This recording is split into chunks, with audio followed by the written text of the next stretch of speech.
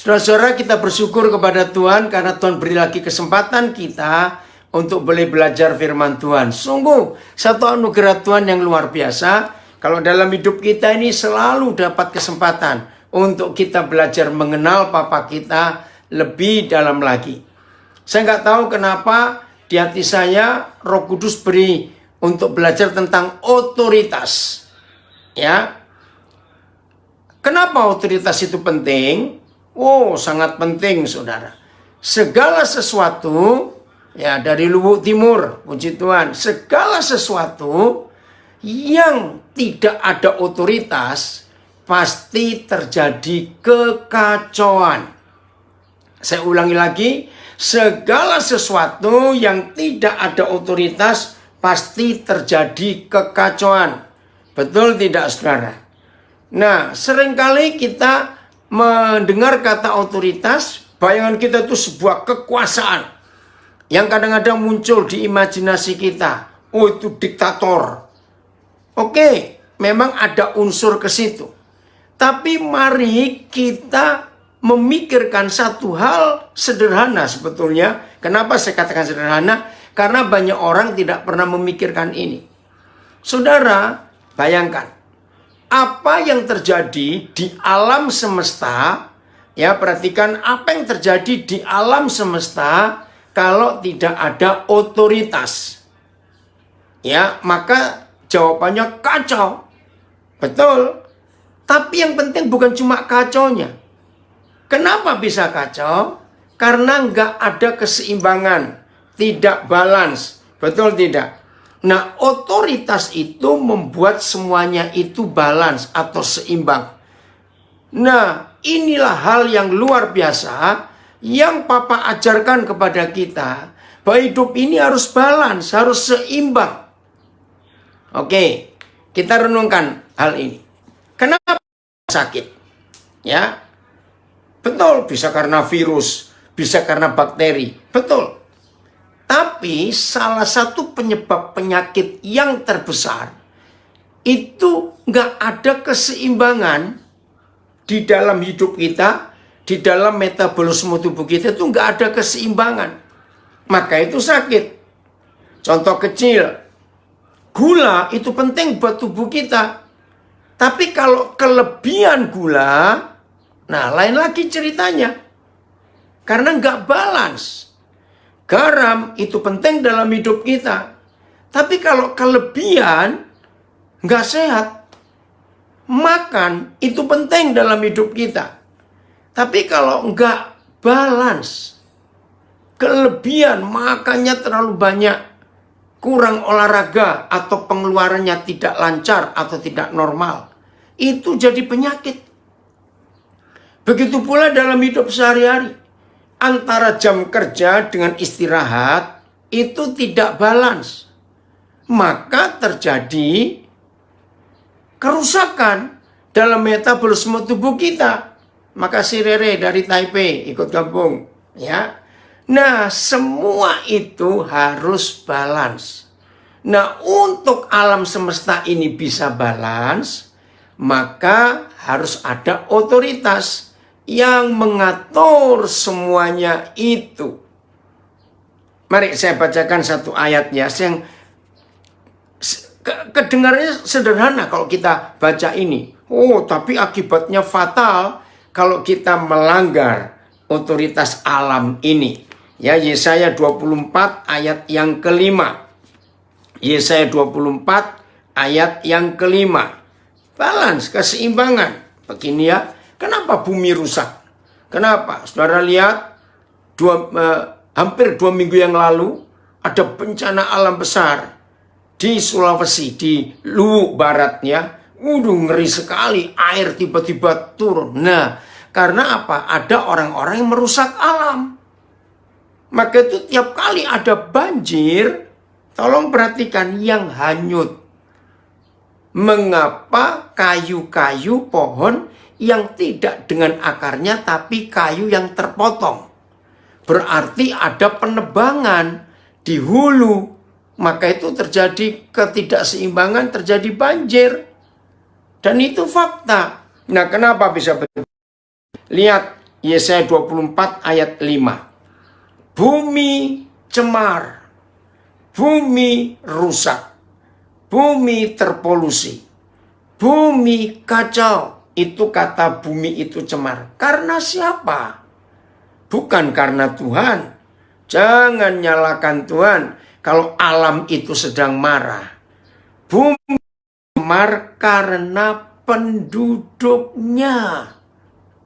Dan penduduk bumi itu bukan binatang, tapi manusia. Itu penduduk bumi. Kita ini, ngapain penduduk bumi? Satu, sebab manusia, saya ulangi, penduduk bumi itu bukan binatang. Karena binatang nggak punya KTP, nggak punya kartu identitas. Manusia yang perlu kartu identitas. Maka itu kita ini penduduk bumi. Satu, karena penduduk bumi melanggar undang-undang. Undang-undang apa yang kita lawan, yang kita langgar? Undang-undang alam. Ketetapan Tuhan. Otoritas alam ini kita rusak. Kedua, mengubah ketetapan. Maka itu cuaca jadi kacau. Yang harusnya musim kemarau jadi musim hujan. Dan sebaliknya. Ketetapan kita ubah. Yang ketiga, manusia, nah ini dia, mengingkari perjanjian abadi. Saudara, ini luar biasa rusaknya alam gara-gara kita tidak hidup di dalam keseimbangan. Karena apa? Rusak. Nah ini dia, karena rusak. Alam ini harusnya seimbang.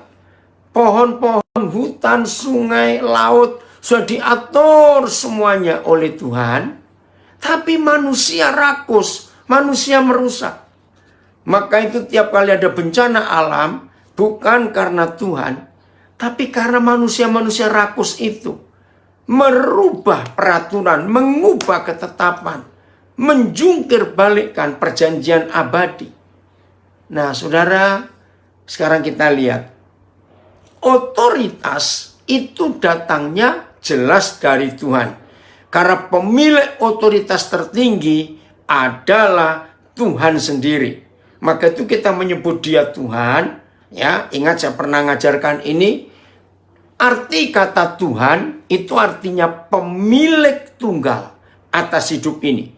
Jadi saudara dan saya dimiliki oleh siapa-siapa. Hanya Tuhan yang berhak memiliki kita.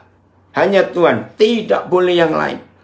Nah, karena dia itu Tuhan, maka itu dia pemilik tunggal atas hidup ini. Bahkan dia juga pemilik tunggal atas alam semesta. Yang kedua, kata Tuhan itu artinya dia itu penguasa mutlak atas hidup ini. Sudah pemilik tunggal, penguasa mutlak lagi. Wah, itu luar biasa. Mutlak loh. Artinya nggak bisa diganggu-gugat. Nah, dalam hal ini kita belajar. Sepengetahuan saudara. Antara alam, binatang, saya satukan ya. Alam dengan binatang itu menyatu. Dengan manusia. Ya, perhatikan pertanyaan ini. Antara alam dan binatang, itu jadi satu mereka. Dengan manusia, siapa yang berani dan bisa melawan Tuhan? Ngerti nggak pertanyaan saya?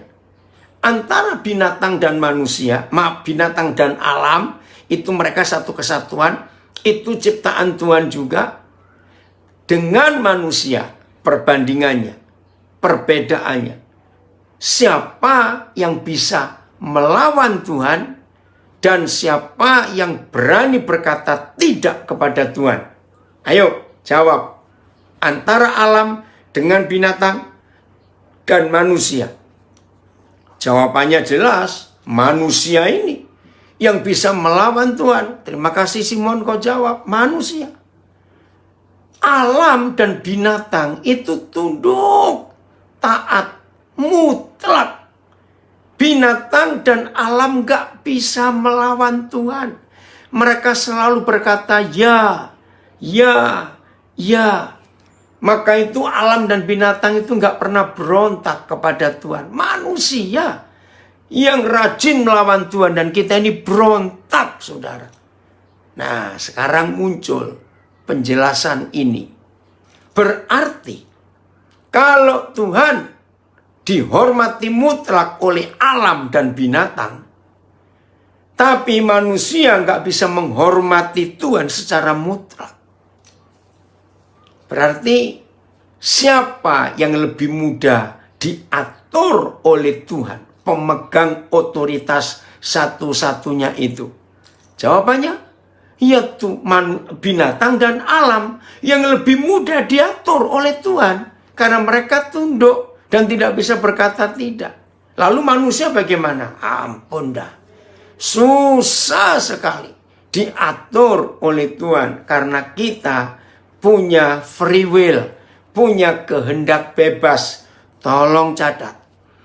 Nah, tapi kesimpulan yang paling berbahaya dengan konsep firman Tuhan ini, saudara. Lihat ini. Ini mengerikan sekali. Dan yang belum pernah dengar, apa yang saya pernah terima berapa puluh tahun yang lalu, ini mengagetkan banyak orang. Dan saya tahu di beberapa tempat waktu saya mengajarkan ini, ternyata yang menentang, bahkan tidak percaya, bahkan ada yang melawan, mengatakan saya sesat, itu nggak sedikit. Tapi saya nggak mau berdebat, maaf saya nggak mau berdebat. Begini hasilnya, tolong perhatikan.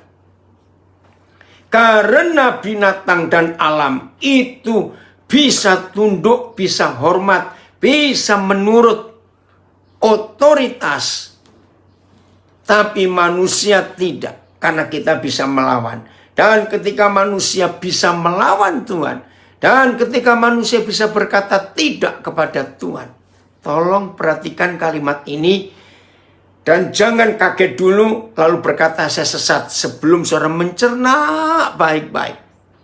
Apa hasilnya? Hasilnya adalah Tuhan yang maha kuasa. Saya tanya, sebelum saya jawab, supaya saudara tidak kaget. Tuhan yang maha kuasa itu menjadi tidak berdaya. Perhatikan kalimat ini ya. Tuhan yang maha kuasa jadi tidak maha kuasa, jadi tidak berdaya. Itu ketika menghadapi alam binatang, atau ketika menghadapi manusia. Tuhan jadi tidak maha kuasa, Tuhan tidak berdaya. Ngerti nggak pertanyaan ini, saudara? Ini penting sekali. Kepada siapa? Tuhan tidak berdaya. Tuhan tidak bisa memaksakan kehendaknya. Tuhan tidak bisa menyuruh kita untuk tunduk kepada Dia. Jawabannya kepada manusia. Tuhan tidak berdaya.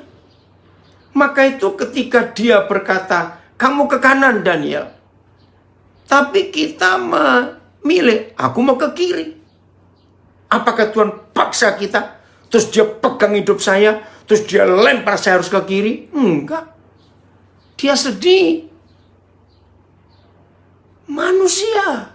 Terima kasih semua jawaban yang di Facebook. Kepada manusia Tuhan tidak berdaya.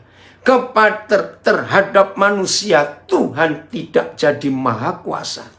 Karena saudara dan saya punya keberanian untuk berkata tidak kepada Tuhan. Dan kalau kita punya keberanian berkata tidak kepada Tuhan, dengarkan, berarti saudara dan saya adalah satu-satunya ciptaan Tuhan yang berani melawan Tuhan. Ngeri, saudara. Ngeri. Saya berikan contoh sedikit. Antara Tuhan dengan waktu. Ya, ini perbandingannya. Antara Tuhan dengan waktu. Siapa yang seringkali, ini kedengarannya lucu ya saudara. Antara Tuhan dengan waktu. Siapa yang seringkali kita berani marah, berani, maki-maki. Ada loh manusia itu mau maki-maki. kepada yang maha besar, maha tinggi, maha kuasa. Maka itu pertanyaannya, antara waktu dengan Tuhan, begini maksud saya. Pasti di antara kita ada yang pernah, ini ada saudara saya itu, aduh malu ini kepada Tuhan kalau begitu. Iya, karena kita ini pemberontak. Ayo, siapa yang pernah ketinggalan pesawat, ketinggalan kereta api waktu mau berangkat, atau ketinggalan bus waktu kita harus pergi? Pernah bukan? Nah, begitu ketika kita ketinggalan, apakah kita bisa marah-marah kepada waktu? Hei waktu, kenapa kamu begitu? Kenapa kamu gak mau nunggu aku? Maaf ya saudara, kalau ada orang marah-marah pada waktu, maafkan saya, saudara menyimpulkan orang itu bagaimana? Waktu dimarahi karena orang itu terlambat. Sampai ketinggalan pesawat, ya angus tiketnya, rugi. Ketinggalan kapal, ketinggalan kereta api, ketinggalan bus, kalau mau pergi. Ternyata nggak ada. Kalau sampai ada orang marah-marah kepada waktu, maaf, maka orang itu berkata, kamu gila ya waktu kamu marahi. Tapi kurang ajarnya kita, maaf, ternyata kita ini berani marah-marah kepada Tuhan. Ayo jujur. Betul nggak? Kita ini berani marah-marah kepada Tuhan. Bahkan tidak sedikit ada manusia berani maki-maki Tuhan. Oh ampuni kami. Nah, dengarkan ini. Ini hebatnya Tuhan. Dia nggak pernah tersinggung. Oh, terima kasih Bapak. Ingat, saya percaya semua kita pasti pernah marah-marah kepada Tuhan. Tapi aneh, kok Tuhan gak tersinggung ya? Oh, kalau Tuhan model saya, ada yang berani marah-marah kepada saya, padahal saya ini benar. Misalnya, weh, saya akan buat sesuatu, manusia. Tapi ketika kita marah-marah kepada Tuhan, terima kasih Tuhan, ampuni saya. Seringkali saya kurang ajar kepadamu, ampuni. Karena saya berani melawan Tuhan. Tapi kepada waktu, cuek. Waktu kita maki-maki, waktu kita marahi, cuek. Waktu cuma senyum aja, terserah kamu. Mau apa? Nah, saudara, mari kita belajar. Bahwa kalau kita hidup tidak tunduk pada otoritas, hidup ini kacau. Terjadi kerusakan dalam hidup ini. Sebagaimana alam yang kita obrak-abrik peraturan dan hukumnya, maka alam ini marah. Akhirnya alam itu bisa mencelakai. Alam bisa membunuh manusia. Karena alam kita rusak hukumnya. Maka itu saudara, apapun yang terjadi dalam hidup kita, saya pakai kata, kalau ada kerusakan dalam hidup kita, contoh rusaknya kesehatan kita, rusaknya ekonomi kita, rusaknya kebahagiaan kita, rusaknya harmonisasi di keluarga kita, maka jawabannya cuma satu, penyebabnya cuma satu. Karena kita merusak keseimbangan, balance tadi. Nah, bagaimana kita bisa merusak keseimbangan? Karena kita memberontak melawan otoritas. Ini luar biasa. Nah, salah satu yang saya pelajari pertama kali, saya bisa menemukan fakta ini. Bahwa kepada binatang dan alam, Tuhan itu maha kuasa dan berkuasa mutlak. Tetapi kepada manusia Tuhan tidak bisa berkuasa, tidak jadi maha kuasa. Itu waktu gerhana matahari. Kalau saudara pernah ngikuti ya, menarik sekali saudara. Sampai hari ini kalau ada gerhana matahari saya pasti ikuti. Karena para ahli, para saintis itu langsung meneliti alam ini. Berubah mereka. Nah, gerhana matahari biasanya terjadi itu tengah hari di waktu setempat. Kalau terjadi tengah hari itu enggak begitu drastis penelitian hasilnya. Tapi kalau terjadi pada pagi hari. Ingat berapa tahun yang lalu ada gerhana matahari di Indonesia terjadi itu hampir jam 8 pagi. Nah, itu unik, saudara. Nah, ada yang tanya, siapa otoritas kita? Nanti kita pelajari. Tunggu dulu ya yang bertanya. Nah, gerhana matahari yang terjadi hampir jam 8 pagi itu menarik. Berakhir total semua sampai jam 11 ya. Nah, kalau sampai gerhana matahari itu terjadi pagi ya, apalagi ini sebelum jam 8. Begini. Di alam ini kan ada binatang pagi, binatang siang artinya, dan binatang malam. Betul? Nah, perpindahan waktu hidup mereka itu waktu fajar. Ya, ketika matahari mulai terbit fajar, maka binatang malam harus siap-siap untuk tidur. Karena matahari mau terbit. Binatang malam ya. Tapi binatang siang, begitu matahari mulai terbit, mereka mulai siap-siap bangun.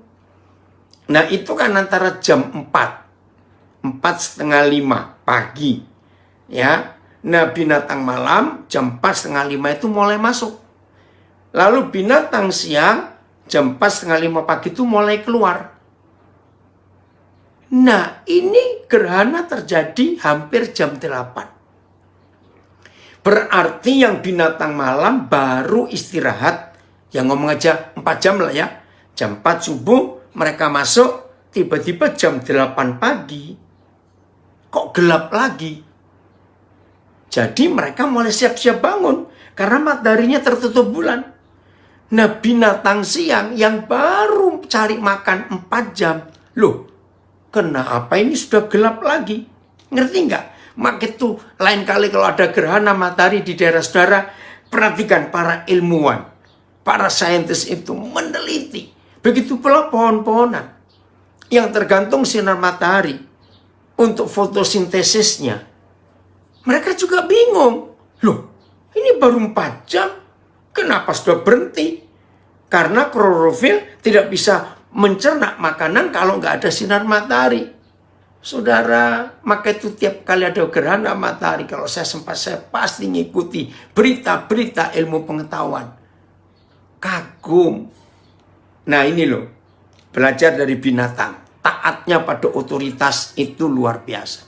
Nah, seharusnya binatang malam itu protes. Begitu pula binatang siang protes. Tuhan, ini kami baru tidur 4 jam, kenapa sudah gelap lagi? Lalu binatang siang, jawabannya gini, maaf ya. Tuhan, belum kenyang loh, ini baru 4 jam makan. Kok sudah gelap lagi? Ayo, kira-kira kalau binatang begitu tidak? Sama sekali tidak. Walaupun aneh buat mereka, mereka ikut.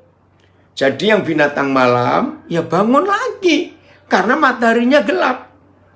Binatang siang harus tunduk, balik lagi. Istilahnya, ke peraduannya, ke rumahnya, ke sarangnya. Karena sudah gelap. Nah, oke, sekarang teruskan. Ini lucu.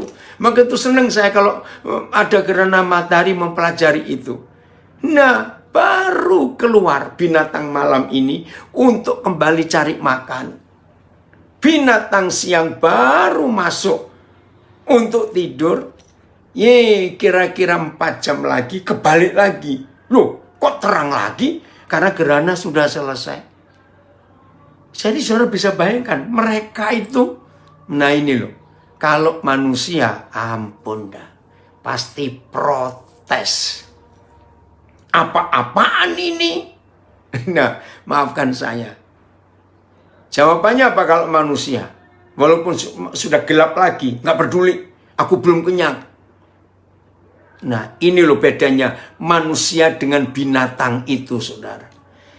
Maka itu saya ulangi lagi, kalau ada kerusakan-kerusakan dalam hidup kita, rusaknya ekonomi, rusaknya kesehatan, rusaknya kebahagiaan, rusaknya keharmonisan, rusaknya apa saja dalam hidup ini. Anak-anak yang masih sekolah, rusak apa kepandaianmu, rusak nilaimu. Jangan salahkan siapa-siapa.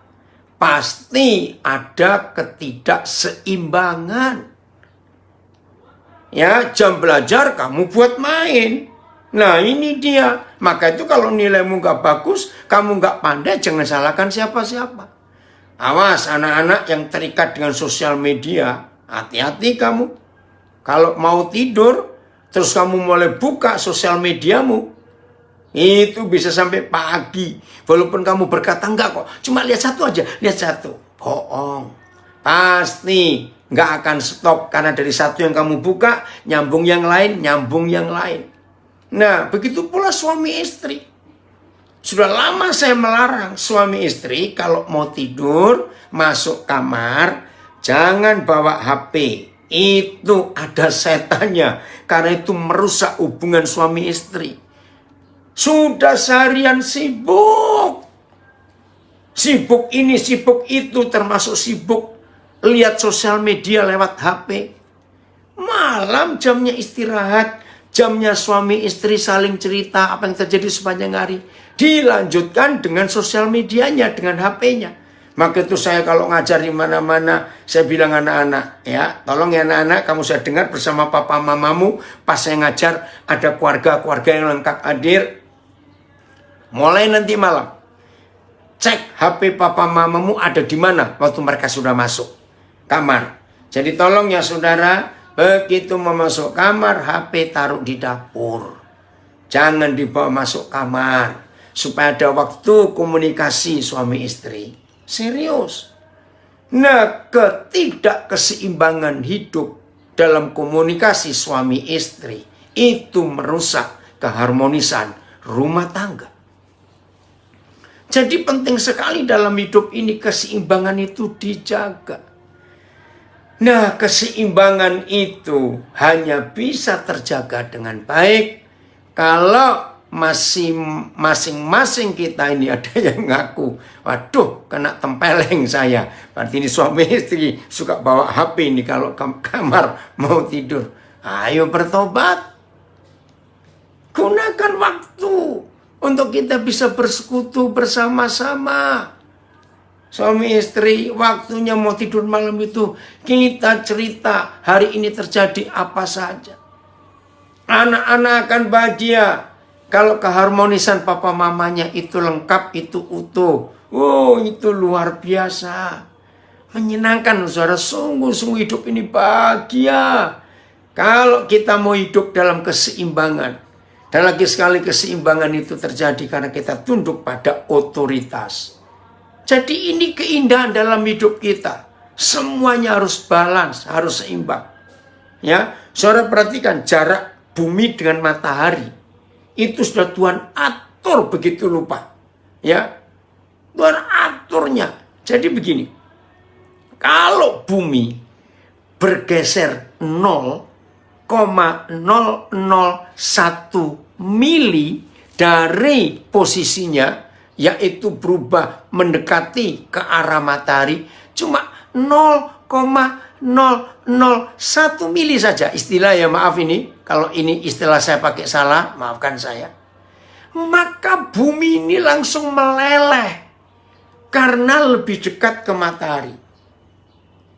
Kalau sebaliknya, nggak tahu bumi ini nggak mau tunduk pada otoritas, dia bergeser 0,001 mili menjauhi matahari. Ingat loh, cuma 0,001 mili saja. Saya minta maaf kalau ini ukuran salah, ya. Maka bumi langsung beku, saudara.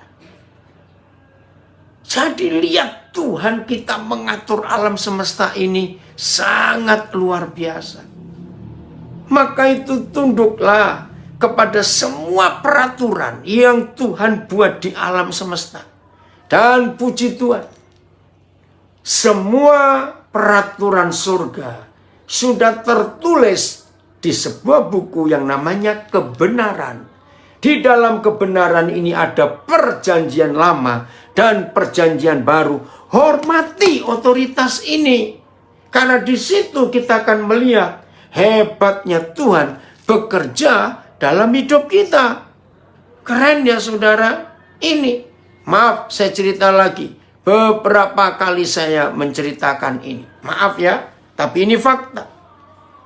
Kalau saudara melihat fakta, daerah-daerah Kristen, atau saya balik dulu, saudara cari data dari Kementerian Sosial, ya, atau dari kementerian mana saja statistik, contohnya, mengapa provinsi-provinsi termiskin di Indonesia, ya, mertua apa kabar kamu? Ya. Provinsi-provinsi termiskin di Indonesia. Oh, ini sedih kalau saya harus ngomong. Ini sedih kalau fakta ini diungkap. Provinsi-provinsi termiskin di Indonesia 100% dipegang oleh provinsi-provinsi yang disebut provinsi Kristen. Karena jumlah penduduk terbesarnya Kristen. Tolong cek. Nah itu saya malu.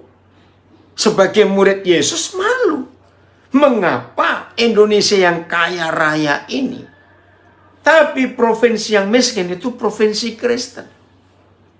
Nah ironisnya, perhatikan.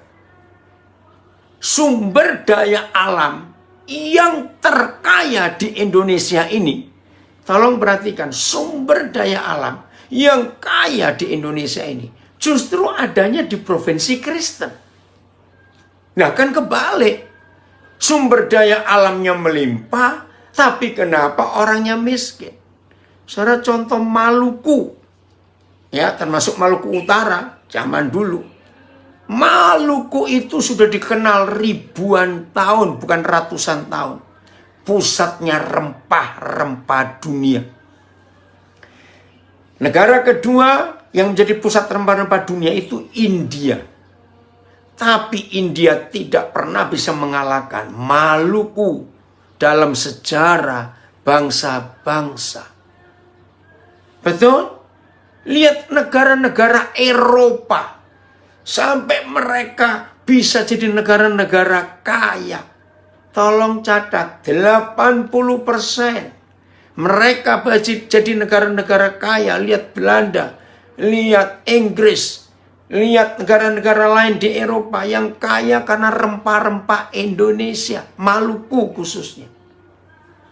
Tapi lihat sekarang. Daerah-daerah Kristen ini miskin. Nah jawabannya di sini. Sebab hampir semua di di daerah-daerah Kristen ini, izinkan saya berkata. Tapi maafkan kalau ada yang tersinggung. Tapi kalau ada yang tersinggung, justru itu orangnya yang harus berubah. Kenapa di daerah-daerah kaya ini yang Kristen itu miskin? Nah ini dia. Karena otoritas tertinggi di dalam gereja yang ada di daerah-daerah Kristen bukan kepada kebenaran ini, yaitu firman Tuhan. Tapi sampai hari ini otoritas yang dipegang oleh masyarakat daerah-daerah Kristen, berarti masyarakat Kristen, berarti gereja Tuhan, yang dipegang lebih tinggi daripada otoritas yang paling tinggi, yaitu firman Tuhan. Mereka pegang adat nenek moyang. Hukum adat itu dipegang jauh lebih tinggi dan lebih dihormati daripada hukum Tuhan. Otoritas tertinggi ini dikalahkan oleh hukum adat. Maka itu rusak. Nggak ada keseimbangan. Bayangkan. Provinsi-provinsi yang sumber daya alamnya terkaya. Itu justru provinsi-provinsi yang rakyatnya paling miskin dibanding provinsi lain di Indonesia. Ini fakta. Karena gereja kalah otoritasnya dengan firman Tuhan. Kalah. Ayo kita bertobat. Maka itu selama daerah-daerah itu masih memegang hukum adat lebih tinggi daripada hukum Tuhan, pasti, maafkan saya nggak usah nyebut nama sukunya, pasti semua kita di Indonesia tahu. Dan pasti yang mengaku Kristen pasti tahu. Saudara, di sebagian besar daerah-daerah Kristen di Indonesia, itu ada adat yang dipegang. Dan adat itu memiskinkan rakyatnya sendiri. Yaitu hukum adat orang meninggal. Tidak sedikit di daerah-daerah Kristen, kalau ada orang meninggal, itu langsung dimiskinkan oleh adat. Terima kasih Niko, kamu mengakui ini. Betul enggak? Begitu ada orang mati, hukum adat dijunjung tinggi, bukan firman Tuhan. Langsung miskin. Karena harus buat upacara ini, buat upacara itu. Yang untuk makan saja susah. Tapi kalau ada orang meninggal, dipaksa dengan hukum yang dibuat oleh nenek moyang. Nah, ini ada yang nulis lebih berani dikatai tidak bertuhan daripada tidak beradat. Betul. Kan sedih. Saya ulangi ya, ini ada yang nulis di Facebook saya. Lebih berani dikatai tidak bertuhan daripada dikatai orang tidak beradat kamu. Hanya gara-gara hukum adat. Saudara, itu sebabnya mau sampai kapan kita merubah konsep ini? Mau sampai kapan kita tidak menghormati hukum yang tertinggi, yaitu firman Tuhan? Maka itu jadi rusak hidup ini. Kenapa bisa begitu? Nah, karena gereja yang awal masuk ke daerah-daerah itu, daerah Kristen itu, tidak tegas terhadap kebenaran, tapi kompromi demi banyaknya orang menjadi Kristen, bukan menjadi murid Yesus. Beda.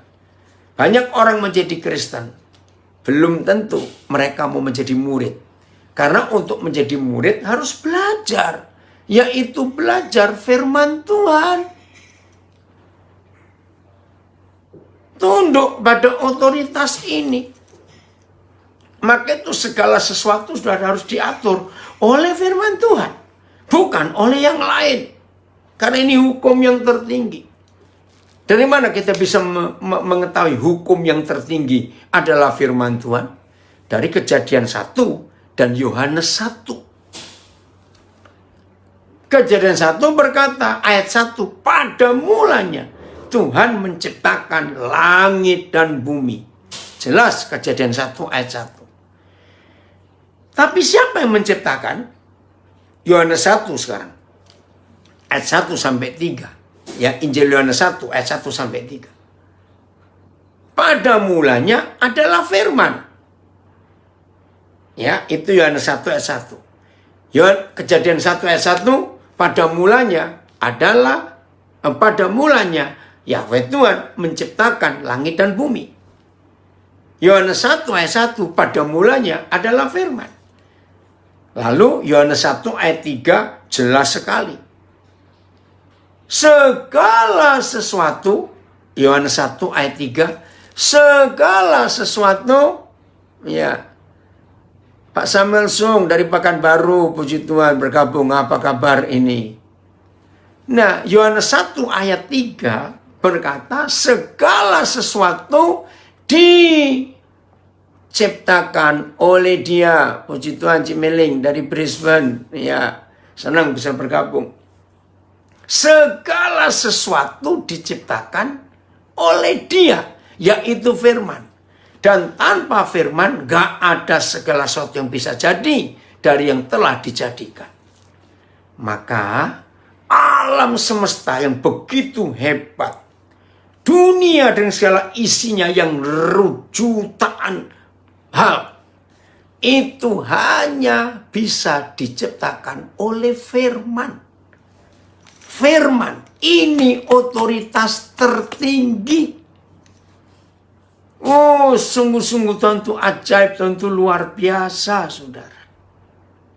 Maka itu ketika hidup kita tidak menghormati firman, ada yang lain yang kita tinggikan daripada firman ini, maka hidup itu pasti kacau.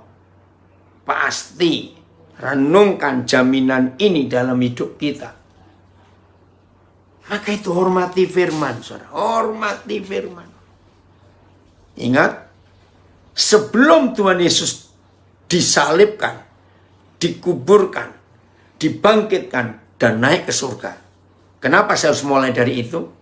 Karena sebelum Yesus Tuhan kita ditangkap, diadili, siksa, salib, mati, dikuburkan, bangkit, dan naik ke surga. Sebelum itu semuanya, maka Tuhan kita, Yesus, nggak bisa disebut Tuhan. Dia menerima otoritas tertinggi dari Bapa di surga waktu dia sudah dibangkitkan lalu naik ke surga. Tapi ada peristiwa yang luar biasa.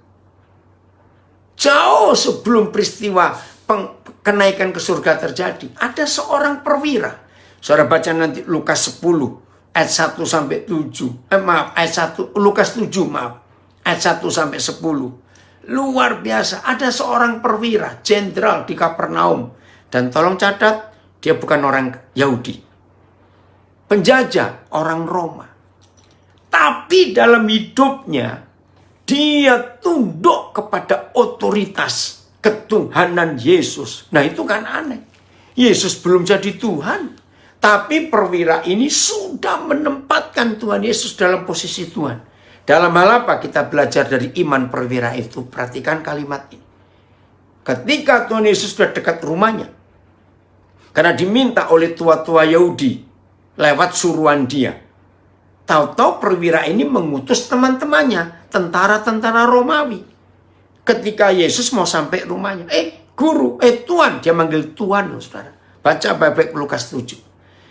Orang lain belum memanggil Yesus itu Tuhan, tapi perwira ini sudah memanggil dia Tuhan. Jangan datang ke rumahku, aku merasa tidak layak. Loh, tadi dipanggil. Cukup katakan sepatah kata saja. Tolong catat hal ini, saudara. Cukup katakan sepatah kata saja. Kiranya indah dengan Jeffrey nulis ya. Mereka ngafalin saya kalau saya ngomong, tolong catat ini. Bukan ayatnya yang dicatat, tapi penjelasan. Tolong catat. Perwira ini tidak menghargai Yesus dalam hal yang lain. Perwira Kapernaum ini menghargai Tuhan Yesus cuma di satu hal. Cukup katakan sepatah kata saja. Maka budakku yang sakit hampir mati ini sembuh. Cukup katakan sepatah kata saja. Ingat tadi Kejadian 1 ayat 1 dan Yohanes 1 sampai 3. Yang saya katakan, otoritas itu di dalam firman. Yang bisa menjadikan segala sesuatu. Nah, perwira ini yang dahsyat. Dia sudah bisa menghormati firman. Yang adalah otoritas tertinggi. Saudara, dahsyat sekali. Begini. Aku ini komandan, aku punya otoritas, yaitu kalau aku bicara kepada prajuritku, termasuk kepada hamba yang sakit ini. Terima kasih mertua anak saya dari Bali menambahkan ayat ini. Saya akan baca ya. Amsal 13 ayat 13-14. Siapa meremehkan firman, ia akan menanggung akibatnya. Tetapi siapa taat kepada perintah akan menerima balasan. Ajaran orang bijak adalah sumber kehidupan, sehingga orang terhindar dari jerat-jerat maut. Ini anak saya di Denpasar. Amsal 13, 14 ayatnya. Terima kasih. Siapa yang meremehkan firman, ia akan menanggung akibatnya. Tapi siapa taat kepada perintah akan menerima balasan. Oh, luar biasa. Jadi otoritas tertinggi itu pada firman. Lalu perwira ini ngomong, aku pimpinan, aku jenderal di daerah Kapernaum. Tapi di atasku masih ada otoritas, yaitu kaisarku yang di Roma. Maka perintah apa saja yang diberikan kepadaku harus. Maka itu saudara, sedikit ini nyimpang. Karena sampai hari ini masih banyak perdebatan. Karena dalam Lukas 14, Lukas 14 ayat yang ke-26, ada firman yang berkata, barang siapa tidak membenci ayah, ibunya, istrinya, anaknya laki-laki, anaknya perempuan, dan yang lain-lain, tidak dapat menjadi muridku. Wih, kelihatannya sadis sekali ya. Tuhan Yesus ngajar begitu. Dengarkan. Saya mau terangkan ayat itu dengan sistem militer. Termasuk ada orang bingung. Ketika ada orang mau ngikut Yesus, tapi dia minta izin, aku mau menguburkan dulu, bapakku baru meninggal. Yesus menolak. Ya udah, kalau kamu menguburkan orang mati, aku kuburkan. Nah, dua ayat ini jawabannya ketemu di perwira Kapernaum ini. Ya. Ini dia yang kita harus perhatikan baik-baik. Saudara, dalam hidup ini hanya sistem militer sebagai sistem yang tidak bisa diganggu-gugat. Jadi begini, kalau komandan memberi perintah anak buah atau prajurit, dengar ya, pas hari itu adalah hari penguburan ayah prajurit. Bisa nggak prajurit berkata? Karena dalam semua hukum militer di dunia, begitu komandan memerintah, jawaban prajurit cuma satu kata, siap. Siap, itu harus. Maka itu kalau saudara dengar sistem militer, selalu kata siap. Begitu komandan ngomong apa-apa, siap itu duluan. Siap, laksanakan, siap. Nah, ketika komandan memerintah, ternyata hari itu hari penguburan ayahnya. Bisa nggak prajurit berkata, siap komandan, tapi izinkan aku menguburkan bapakku dulu. Nggak bisa. Puji Tuhan, anak saya dari Gorontalo ikut juga. Rahim, apa kabar kamu? Jadi perintah komandan harus dilaksanakan. Maka itu kata benci saudara, benci anak, benci ini, benci itu artinya bukan benci, nggak suka, tapi lebih taat kepada komandan. Begitu pula yang mati biar menguburkan orang mati. Kalau prajurit diperintah harus pergi, nggak bisa melawan. Nah, saudara, maka seorang komandan punya otoritas karena perkataannya dihormati oleh prajuritnya. Maka itu akhirnya Tuhan Yesus memuji iman perwira ini di Lukas 1 ayat 9. Lalu dia berpaling kepada orang banyak. Dia berkata, iman sebesar ini belum pernah aku jumpai sekalipun di antara orang Israel. Itu luar biasa, saudara. Maka itu ayo hari ini saudara dan saya betul-betul menghormati otoritas firman. Nah, bagian terakhir. Lalu otoritas itu turun dari siapa? Dulu saya berpikir otoritas itu dari Tuhan langsung ke pemerintah, ke negara. Entah presiden, entah perdana menteri, tergantung atau raja, negara itu memakai sistem apa politiknya. Tapi ini yang kita harus pelajari. Ternyata salah. Tidak mungkin Tuhan langsung memberi otoritas dari dia, sumber otoritas itu kepada negara. Tidak. Saya mau bacakan fakta ini. 1 Korintus 11 ayat yang ketiga. Lihat ya. 1 Korintus 11 ayat yang ketiga. Tetapi aku mau. Jelas sekali. Paulus ingin. Tetapi aku mau. Ya, apa yang dia mau? supaya kamu mengetahui hal ini, yaitu kepala dari tiap-tiap suami. Saya langsung ganti kata suami, ya. Kepala dari tiap-tiap suami, yaitu Kristus. Kepala dari istri ialah suami. Dan kepala dari Kristus ialah Tuhan, pemegang otoritas tertinggi. Nah, sekarang saya akan turunkan, ya, artinya mengurut dengan berurutan. Karena di ayat 3 ini urutannya enggak kebenaran ini, saudara. Ya, urutannya adalah, perhatikan baik-baik. Harus dari bawah. Ya, Tuhan, ayat 3 kalimat terakhir, kepala dari Kristus ialah Tuhan. Betul. Terus naik. Nah, di bawah Kristus ada suami. Di bawah suami ada istri. Jadi urutannya begini ya. Nomor 1, Papa di surga. Nomor 1. Oke. Lalu turun kepada Tuhan Yesus. Dari Tuhan Yesus kepada suami.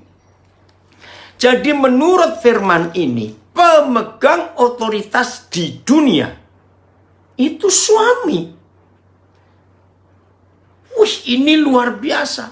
Maka itu ketika setan tahu firman ini, tolong perhatikan kalimat ini. Indah, catat lagi ya. Catat. Pemegang otoritas tertinggi di dunia itu suami.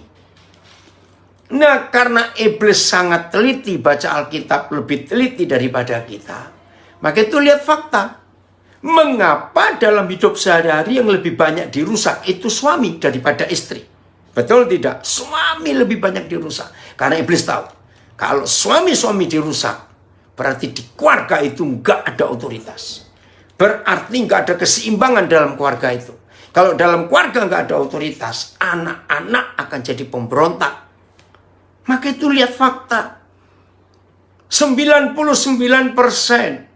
para pelaku kriminalitas atau kejahatan adalah anak-anak yang nggak punya papa. Anak yatim bahasa Arabnya. Anak-anak yang nggak punya papa itu yang rusak, saudara. Karena nggak ada otoritas dalam hidupnya. Maka itu suami-suami, ayo kita sadar, jagai. Nah, siapa yang bisa menjagai otoritas ini? Yaitu istri. Harus tunduk kepada suami. Bukan perempuan tunduk pada laki-laki, tidak. Nah, begini. Dalam negara ada presiden, ada kepala negara. Kepala negara tunduk pada konstitusi. Betul. Tapi kalau menteri-menterinya tidak menghormati dan tunduk pada kepala negaranya, maka kacau juga negara itu. Nah, begitu pula istri yang tidak tunduk kepada suami, maka kacau. Walaupun suaminya itu tunduk kepada Tuhan.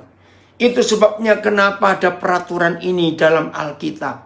Bukan berarti perempuan dijajah laki-laki, tidak. Perhatikan konsepnya. Hai istri, tunduklah pada suami. Nah, saya cari di Alkitab. Setiap orang yang diberi otoritas, itu harus ada pelantikan untuk menerima mandat atau otoritas. Nah, setiap orang yang diberi otoritas dan terima mandat, harus ada pelantikan. Dan di setiap pelantikan harus ada saksi. Lengkap aturan ini dan semua ada di Alkitab. Kapan seorang laki-laki dilantik menjadi pemegang otoritas untuk jadi suami?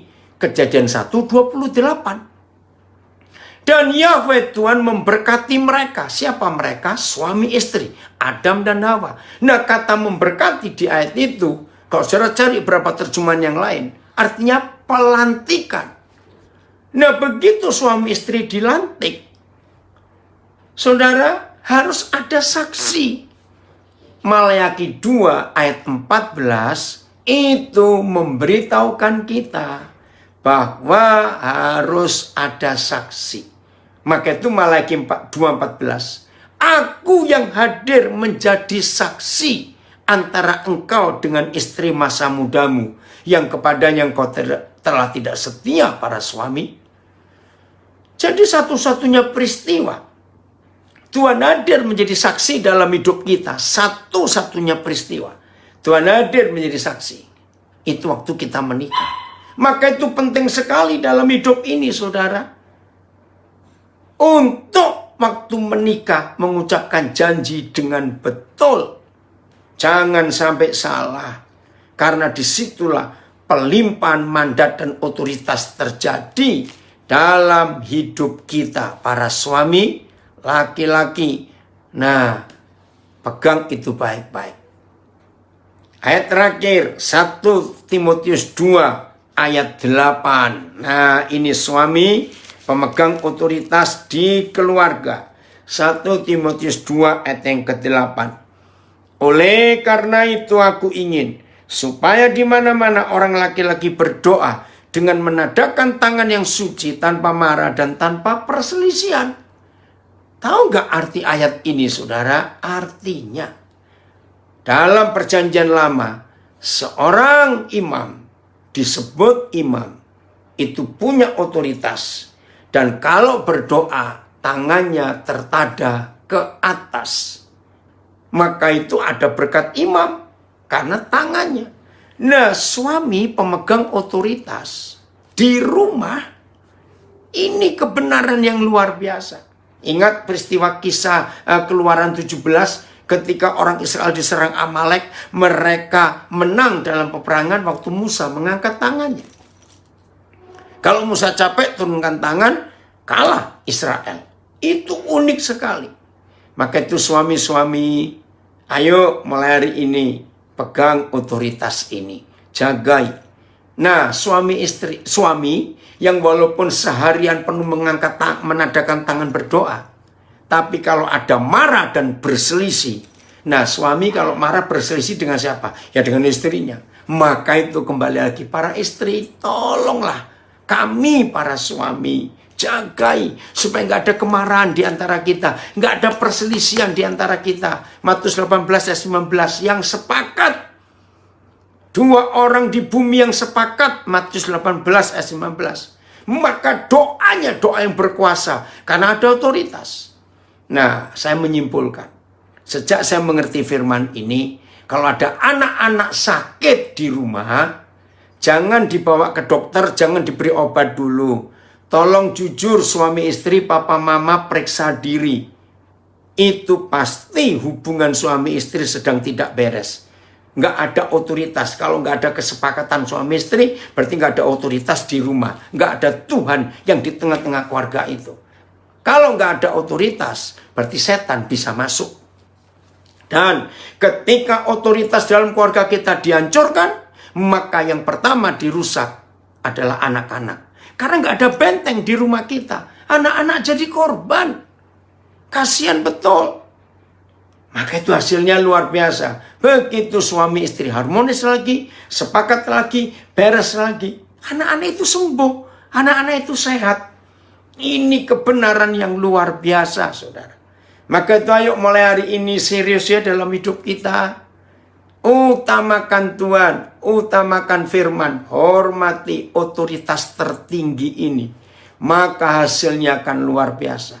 Jadi kita tahu sekarang, pemegang otoritas dari Tuhan itu bukan kepada pemerintah negara, tapi kepada suami-suami.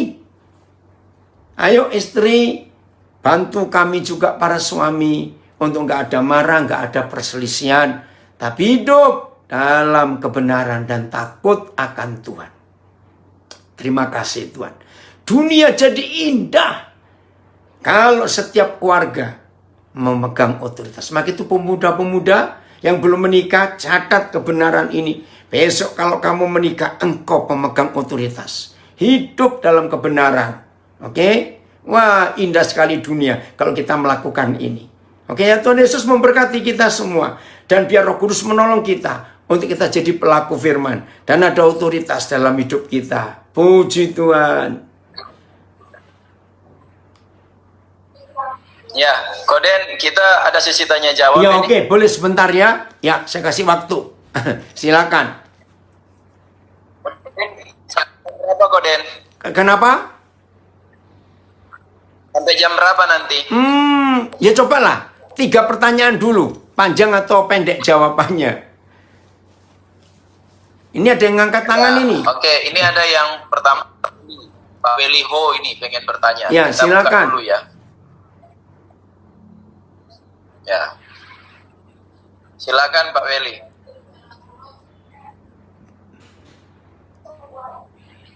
Pak Weli.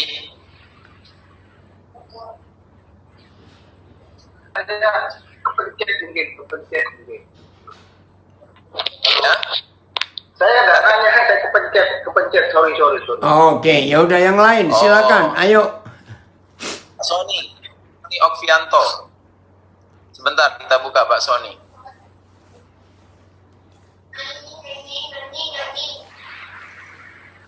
Ya, silakan. Bisa enggak? Oke, ya, terima kasih Pak Daniel. Saya sedikit share dan juga bertanya. Saya awal dengan share sedikit. Tadi tentang otoritas sangat berkesan karena sekitar 20 tahun yang lalu atau bahkan mungkin lebih, ketika saya masih kuliah, ayah saya pernah ngajak saya bicara. Ayah saya memang waktu itu Nasrani, sempat belajar Alkitab, tapi sempat hilang-hilang dari gereja, nggak aktif ke gereja gitu. Saya dipanggil, dia bilang, "Son, kamu dari keempat anaknya papa ini, yang papa lihat hanya kamu yang lebih dekat sama Tuhan. Papa juga nggak deket-deket banget sama Tuhan.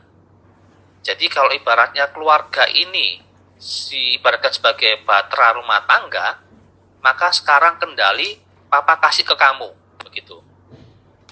Karena kamu yang lebih dekat sama Tuhan. Jadi logikanya kalau kamu berdoa lebih gampang didengar sama Tuhan, begitu. Nah, sejak saat itu saya merasakan beban yang sangat berat. Karena saya seakan-akan harus menjaga keluarga, begitu. Terlebih di masa-masa itu ada beberapa kakak dan koko dan cece kami itu yang berselisih, sehingga mengakibatkan orang tua itu tertekan banget gitu. Dan itu beban itu sangat amat berat, sehingga bahkan ketika saya keluar rumah pun saya harus berpikir, kira-kira di rumah aman nggak ya, ada pertengkaran lagi nggak ya, seperti itu. Dan pertengkaran bahkan saya melibatkan RT, kadang kita manggil polisi dan sebagainya gitu.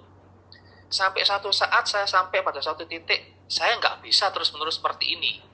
Karena saya bukan Tuhan, bisa menanggung beban seberat ini. Akhirnya yang saya lakukan adalah saya berdoa sama Tuhan. Tuhan, aku nggak mau merebut otoritas papa. Walaupun papa seperti itu, dia adalah papaku. Gitu. Akhirnya saya berdoa sama Tuhan. Tuhan, saya berdoa supaya Tuhan berikan otoritas pada papa saya. Gitu. Bagaimanapun dia adalah orang tua, bagaimanapun dia adalah papa, maka dia yang berotoritas atas keluarga. Dan sejak saat itu saya merasa plong. Karena saya merasa tidak bertanggung jawab terhadap keluarga. Karena memang saya sebagai anak posisinya, bukan orang tua. Kan harusnya orang tua yang bertanggung jawab pada keluarga. Gitu. Dan sejak itu saya merasa plong, dan saya merasa bisa menikmati hidup saya. Jadi yang bisa saya pelajari adalah bahwa kita nggak usah sok-sok aja di Tuhan, karena kita bukan Tuhan. Gitu. Jadi betul yang kemudian tadi sampaikan bahwa otoritas itu tetap pada orang tua, tetap pada ayah, papa, maka kembalikan otoritas itu kepada dia. Apapun kondisi dia, kalaupun dia belum bisa melakukan tugasnya, fungsinya, ya udah yang lebih ngerti, kita lebih ngerti ya doakan dia, gitu. Itu yang pertama sedikit share dari saya. Kemudian yang kedua saya tertarik tadi statement bahwa jika ada kita punya anak dan anak kita itu mengalami sakit, hampir dapat dipastikan ada yang salah dalam hubungan antara suami dan istri. Nah, apakah itu bisa dipastikan hampir selalu seperti itu gitu? Saya paham kalau misalnya yang tadi saya sampaikan, ketika kita diserang, orang tua diserang karena orang tua tidak akur, jadi benteng perlindungan atas keluarga itu bolong gitu kan, iblis bisa nyerang melalui anak-anak kita gitu. Saya paham, tapi bukankah terkadang ya itu karena fisik saja gitu, bukan berarti serangannya tanda kutip supranatural seperti itu, begitu Goden. Terima kasih. Ya, langsung saya jawab ya. Kesaksiannya bagus. Dan itu ya, berapa kali dalam banyak keluarga yang saya kenal, anak bungsu itu takut Tuhan, hormat kepada Tuhan. Ternyata kakak-kakak pun kalau perlu apa-apa nasihatnya kepada adik bungsu. Itu banyak keluarga. Pasti ngikut Zoom ini pernah dengar juga. Oke, nah yang kedua. Sony, anak-anak yang masih kecil, yang belum bisa bertanggung jawab atas dirinya sendiri, itu masih di tangan orang 100%. Tapi anak-anak yang sudah belasan tahun, nah dia harus bertanggung jawab atas dirinya sendiri, taat kepada Tuhan atau tidak. Jadi mungkin tadi kurang jelas saya ngomong, saya minta maaf. Jadi kalau anak-anak masih kecil di bawah 10 tahun masih dalam kuasa orang tua, di situ iblis kalau mau menyerang mereka pasti diserang pemegang otoritasnya dulu. Maka pemegang otoritas ini yang dirusak duluan, dan pasti anak-anak itu akan kena serangan si iblis. Bukan yang sudah remaja dan sudah dewasa. Saya harap jelas itu. Oke? Kembali pada host. Ya, ada pertanyaan yang lain di chat. Dia ngomong begini, firman Tuhan di mana yang menunjukkan otoritas? Itu aja Koden. Firman Tuhan di mana menunjukkan otoritas? Ya, kita baca Matius 28. Ya, Matius 28. Ya, kita nggak usah cari eksplisitnya. Kita lihat alam semesta ini. Bayangkan kalau alam semesta ini nggak dikuasai dengan otoritas Tuhan, lalu alam semesta mau-maunya sendiri, nggak bisa bayangkan ya rusaknya kayak apa. Jadi mungkin yang bertanya ini konsep otoritas itu mungkin masih salah. Maka itu saya katakan tadi, otoritas itu membuat keseimbangan, balance. Alam ini tunduk pada otoritas. Saya harap yang bertanya ini tadi ngikuti dari awal. Tapi kalau saya lihat pertanyaannya, mungkin sudah nggak ngikuti dari awal. Sehingga masuk suara tengah-tengah, jadi suara bingung. Ya, jadi saya ulangi, otoritas itu wujud nyatanya di dalam keseimbangan alam semesta. Alam semesta ini seimbang, maka itu aman. Kalau alam semesta nggak seimbang, terjadi bencana alam. Banjir, tanah longsor. Nah itu karena alam nggak seimbang lagi. Begitu pula kesehatan. 100% kalau ada orang sakit karena metabolisme tubuhnya sudah nggak seimbang lagi. Kelebihan ini, kelebihan itu. Kurang ini, kurang itu. Nggak ada balance. Maka itu sakit. Oke? Jadi kata otoritas implisit kita nggak ketemu di alam ini. Tapi kita tahu ada yang ngatur alam ini. Nah saya bacakan Matius 28 ayat yang ke 19. Maaf, ayat yang ke-18. Yesus mendekati mereka dan berkata, kepadaku, kepada Yesus telah, ya, bukan akan, telah diberikan segala kuasa. Segala kuasa. Ya, Desiri yang tanya anak saya dari Timika, ini jawabannya sekalian. Ya, bukan kepada pemerintah, tetapi kepada suami yang diberikan. Maka itu kalau keluarga-keluarga benar, negara pasti benar. Pemerintahan yang hidupnya adalah para suami yang pegang otoritas, pasti pemerintahnya benar. Para istri yang suaminya pegang jabatan, nah harus melihat, tunduklah pada suami, maka suamimu akan jadi orang luar biasa. Saya ulangi ayat 18, Yesus mendekati mereka dan berkata, kepadaku telah diberikan segala kuasa di surga dan di bumi. Nah, setelah kita baca Matius 28 ayat 18, lalu ayat mana yang memberitahukan Tuhan Yesus memberikan di bawah Yesus itu adalah suami? 1 Korintus 11 ayat 3 tadi. Berarti Setelah Tuhan Yesus menerima segala kuasa yang diberikan Bapa, yaitu kuasa yang di surga dan di bumi, maka 1 Korintus 11 ayat 3, Yesus membawai semua suami di dunia. Dan itu otoritasnya. Maka itu anak-anak rusak kalau papa-papa tidak tunduk pada otoritasnya. Saya harap ini jelas. Oke, yang berikut. Ya, sebentar saya lihat ini mungkin ada pertanyaan. Ya. Oh, sudah tidak ada. Oh, Pak Erik. Pak Silakan Erik yang itu lain mau lagi tanya. yang Bapak Ibu Pak Erik, tanya. angkat tangan itu Pak Erik. Ayo Erik, cepat. Buka mic-nya. Ya, silakan Pak Erik.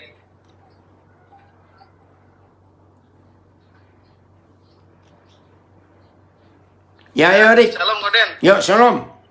Sorry baru gabung tadi sempat di Facebook lihatnya. Ya. Ini gini Koden, tadi saya mendengar tentang Matius 18 ayat 19. 28. Oh, Matius 18 ya. Oke, terus.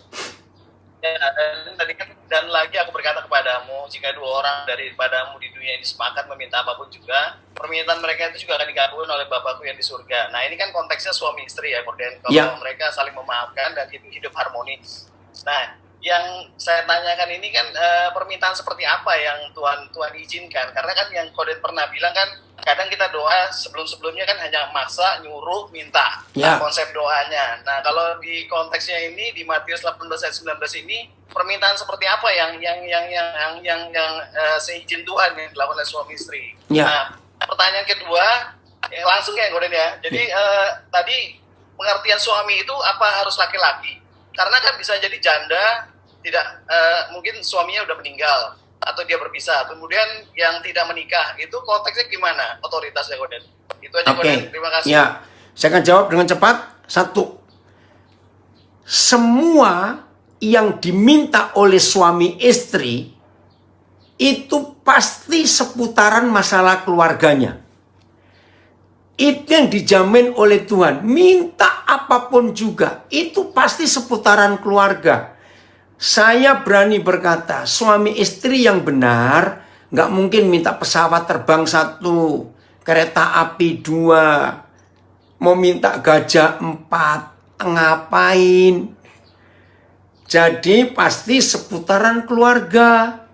Nah, itu yang dijamin. Minta apapun juga untuk keluarga, Tuhan Bapa di surga mengabulkan. Itu sungguh-sungguh luar biasa. Maka itu saya berkata, selama suami istri sepakat hidupnya harmonis, tunduk kepada otoritas Tuhan, setan gak berani nyerang keluarga itu. Karena ayat 20 Matius 18, setelah suami istri sepakat, lahir anak-anak, lalu papa mama dan anak-anak berkumpul. Maka itu terjemahannya 20 begini. Sebab di mana ada 2 orang dan orang-orang ketiga berkumpul. Siapa 2 orang pertama di ayat 20, 19? Maaf, ayat 20 adalah 2 orang di ayat 19. Suami istri. Sebab di mana ada suami istri berkumpul dan ada orang-orang ketiga, maka orang-orang ketiga itu adalah anak-anak. Sepakat. Yesus ada di tengah-tengah keluarga itu. Setan mana berani masuk kalau di tengah-tengah keluarga itu ada otoritas tertinggi. Itu jaminannya. Jadi yakinkan suami istri, kalau kita sepakat permintaan kita nggak akan yang aneh-aneh. Pasti seputaran keluarga. Yang kedua, kalau sudah janda, Tuhan jadi suaminya. Saya baca Mazmur 68. Ini untuk para janda, ya. Mazmur 68 ayat yang ke-6. Papa bagi anak yatim dan pelindung bagi para janda. Tahu kata lain pelindung? Yang menaungi, yang menudungi otoritasnya para janda dan bapaknya anak-anak yatim, anak-anak nggak punya papa itu siapa? Itulah Tuhan di kediamannya yang kudus. Jadi para janda nggak usah khawatir. Tuhan jadi suamimu, ibu-ibu. Anak-anak yang nggak punya apa-apa di surga, yang menjadi otoritas dalam hidupmu. Nah, bagi yang belum menikah, otoritasnya takut kepada Tuhan. Setelah menikah, kalau dia perempuan jadi istri, tunduk kepada suaminya. Laki-laki setelah menikah, dia pemegang otoritas jadi suami. Itu urutannya, Erik. Jelas ya? Jelas, Koden. Oke, ada lagi satu orang? Ya. Kalau belum Ada yang ada mau di bertanya lagi? Facebook saya ada yang bertanya, Koden, kalau suami belum sungguh-sungguh di dalam Tuhan, walaupun dia sudah terima Tuhan Yesus dan dibaptis, apa otoritas masih berlaku untuk suami saya? Karena suami kurang ada relationship dengan papa. Nah, sekarang komunitasnya di gereja yang harus menyadarkan suami untuk punya tanggung jawab dan otoritas. Maka itu saudara, saya sering menekankan komunitas. Kebaktian minggu itu bukan komunitas. Karena komunitas itu harus kompak, sehati. Nah, sampai orang itu berani menceritakan kelemahan dan dosanya. Yakobus 5 ayat 16. Hendaklah kamu saling mengaku dosamu dan saling menyembuhkan supaya kamu benar. Dan doa orang yang benar bila dengan yakin didoakan besar kuasanya.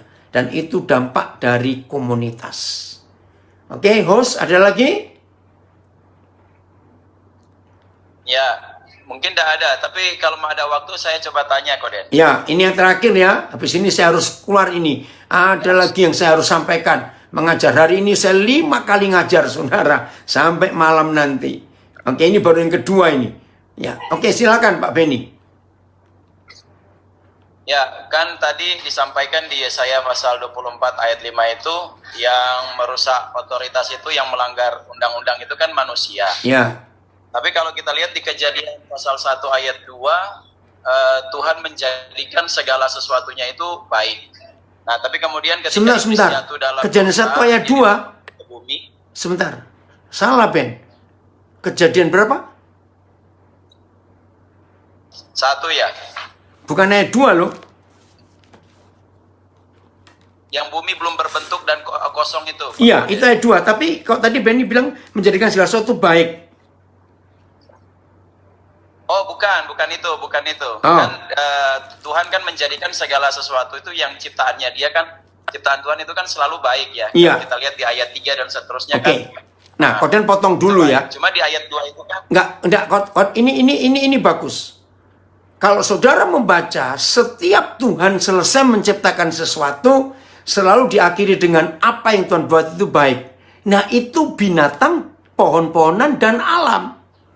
Mereka itu pasti baik karena mereka menurut. Tapi sampai manusia, nah ini masalahnya. Oke, lanjut Ben.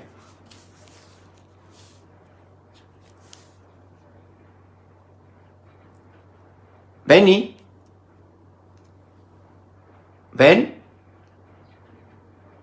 Ada di mana ini kok hilang hostnya?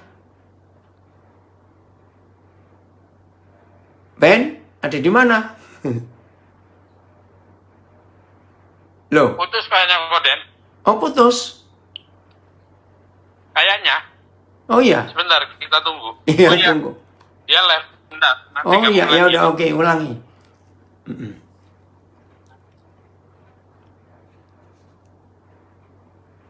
Ya, kita tunggu ya, sabar dulu.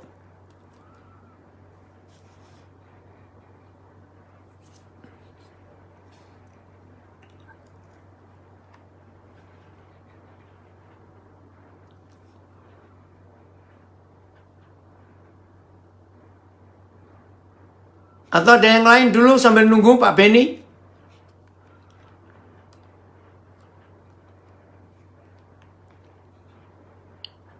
Ya, saya Koden mau tanya ya. Ya, silakan. Dengan David ini. Oke.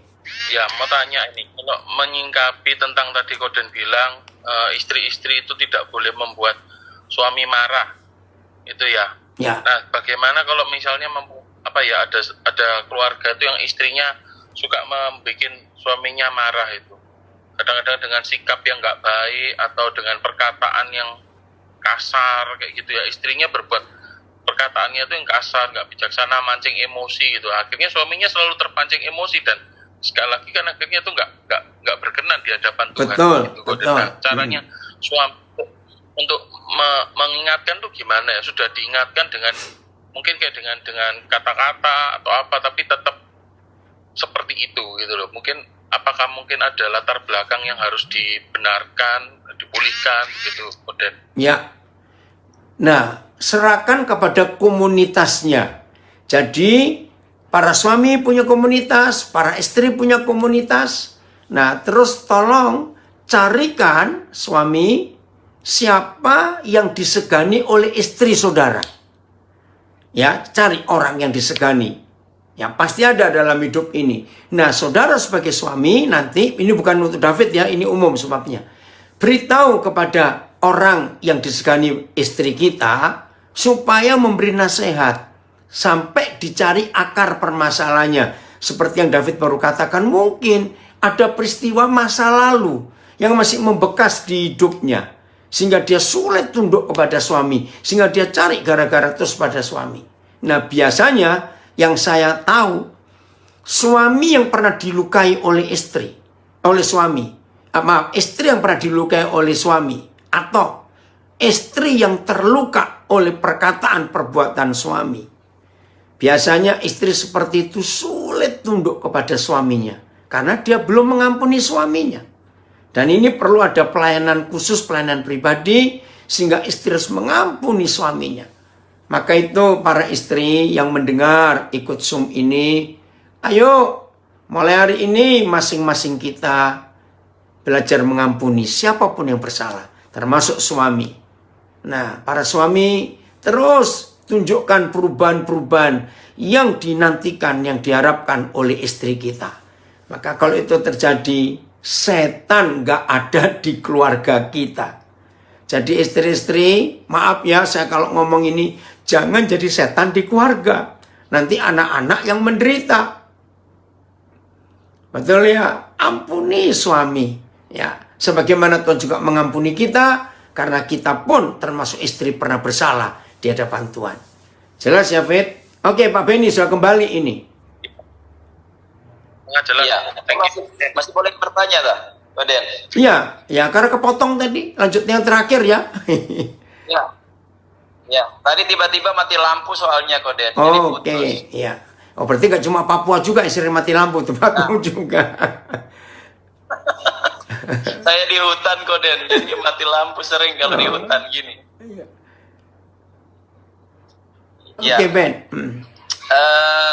Kan Tuhan menjadikan segala sesuatu baik, tapi kemudian ketika iblis jatuh dalam dosa, Malaikat. akhirnya bumi belum berbentuk, kosong, Ya. kacau balau. Nah, gitu. Artinya iblis merusak keseimbangan. Kalau dilihat tadi di Yesaya pasal 24 itu kan manusia yang merusak keseimbangan.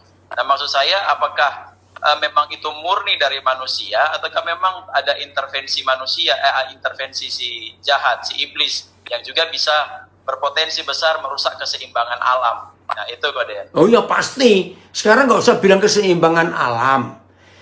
Perjinahan, perjudian, pembunuhan, perampokan, pembuat narkoba, ekstasi. Itu pengaruh siapa? Kalau bukan pengaruh setan. Jadi ketika setan merusak bumi yang diciptakan Tuhan di pasal 1 Kejadian ayat 2. Setan itu nggak pernah kerja sendiri. Setan selalu cari sarana. Dan sarananya adalah kita. Manusia itu. Nah, untungnya setan nggak pernah pakai binatang. Setan pakai manusia untuk merusak keseimbangan ini. Maka itu binatang itu hebat. Jadi manusia harus belajar dari binatang. Karena binatang itu, catat ya saudara, binatang adalah makhluk yang paling pintar menjaga ekosistem. Betul atau tidak? Binatang itu luar biasa untuk menjaga keseimbangan alam. Karena mereka tunduk pada aturan Tuhan. Kitanya yang nggak tunduk. Jelas, Ben? Jadi memang setan cari orang untuk dipakai jadi alatnya. Jadi sekarang pilihan kita. Ya, tapi kalau di Ya, kenapa? kalau di ayat 2 itu kan belum ada manusianya, Koden. Jadi memang Ya, tapi setelah itu kan ada mesti manusia. Iya, setelah itu kan ada manusia. Ya, Nah ya sudah, jadi manusia itu dipakai. Tuhan nggak mungkin salah. Cuma konsep kita aja seringkali bingung sendiri. Jadi walaupun di ayat 2 kejadian 1 belum ada orang, tapi setan sudah rusak. Nah setelah ada manusia, ya kita dipilih mereka. Maka itu waktu di Taman Eden yang dicari manusia itu Hawa. Nah itu sampai hari ini masih berlaku. ya, Oke? Jelas ya? oke. Ya udah, sampai ketemu. Oke, Saya terima harus kasih. keluar ini, ya. Ya, Tuhan terima kasih. memberkati kita Kita- semuanya. Senang sekali bisa belajar bersama-sama ini. Oke? Ya. Ya. Kita mau doa dulu, Koden. Ya, boleh. Siapa yang suruh berdoa, Ben? Silakan. Ya, saya minta kesediaan Pak Erik Darmawan untuk berdoa. Bisa ya, Pak Erik ya? Harus bisa. Ya, kita buka dulu audionya sebentar. Ya, Udah jadi kita buka mau itu, ini. Pak Erik. ya, silakan. Terima kasih Tuhan buat hari ini kami sudah mendapatkan hal yang baru tentang pengetahuan dari firman-Mu. Biar itu juga menjadi berkat dalam kehidupan kami sehari-hari. Beri kami kekuatan ya Tuhan untuk kami terus mengingat akan kebenaran firman-Mu dan berikan kami juga kemampuan untuk menjalankannya ya Tuhan. Ya. Terima kasih buat Terima rekan-rekan kasih. yang juga hadir pada hari ini. Biar Tuhan memberkati mereka semua dengan kasih karunia-Mu. Terpujilah nama-Mu ya Bapa, yang kami sembah dalam nama Bapa, Putra dan Roh Kudus, yaitu Yesus Kristus Juru Selamat kami yang hidup. Haleluya. Amin. Amin. Puji Tuhan. Doanya dahsyat, Pak Erik. Sampai ketemu semuanya yang